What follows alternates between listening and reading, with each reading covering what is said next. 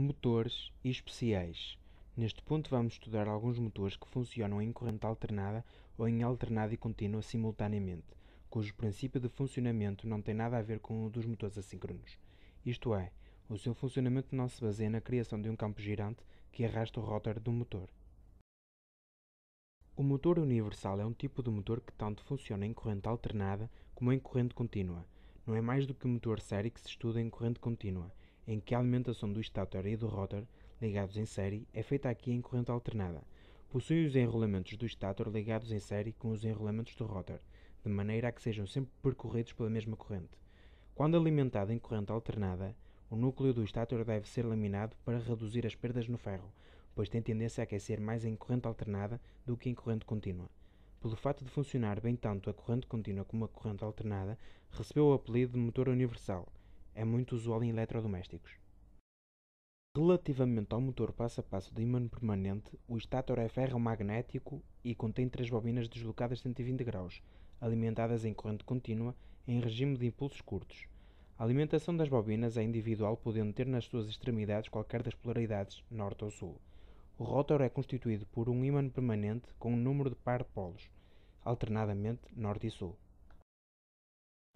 Já com o motor passo a passo de relutância variável, a única diferença entre este e o de ímã permanente verifica-se no rótor, pois neste tipo de motor o rótor não é previamente magnetizado, mas sim de material ferromagnético.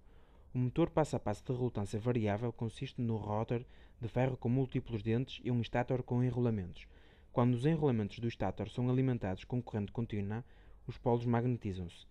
A rotação ocorre quando os dentes do rótor são atraídos para os polos do estátor energizado, devido à força que aparece para que o sistema tenha um circuito com menor relutância. Ao contrário do motor passo a passo de ímã permanente, podemos alimentar o estátor deste motor quer em corrente alternada, quer em corrente contínua. O rótor deste motor roda sempre por atração magnética e nunca por repulsão. Se aumentarmos o número de dentes no rótor, teremos passos mais curtos e, portanto, com mais combinações sequenciais. O motor passo a passo é hoje muito utilizado em sistemas industriais ou equipamentos ligados às tecnologias de informação. Quanto ao motor de estresse, é muito apelativo numa ampla gama de aplicações devido ao seu binário.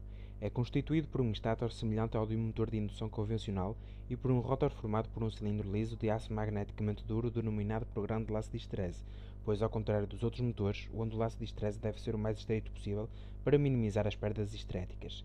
Devido à estresse, a magnetização do rotor atrasa-se em relação ao campo girante, produzindo um ângulo entre as duas ondas. É usado para acionar giradiscos e gravadores de fita. O servomotor é uma máquina síncrona composta, como todos os motores, por um estátor e um rotor. São utilizados em aplicações de posicionamento. Recebem sinais elétricos que transformam em movimentos de rotação ou em deslocamentos lineares precisos.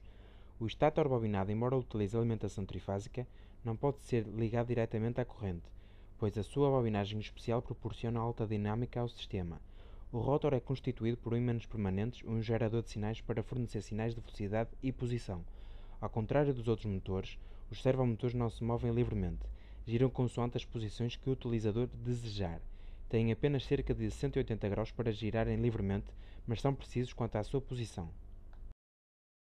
Por fim, o princípio de funcionamento do motor linear baseia-se no deslocamento de um campo magnético que induz corrente numa peça condutora. Da interação desse campo com estas correntes, resulta o aparecimento de uma força no sentido da propagação do campo. Se o elemento gerador de campo se encontrar fixo no espaço, será a peça condutora a deslocar-se. Inversamente, se a peça condutora se encontrar bloqueada, será o elemento gerador de campo a deslocar-se.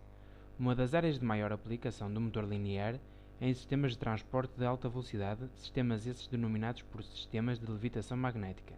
Esses veículos são levitados e capazes de atingir velocidades superiores a 500 km/h.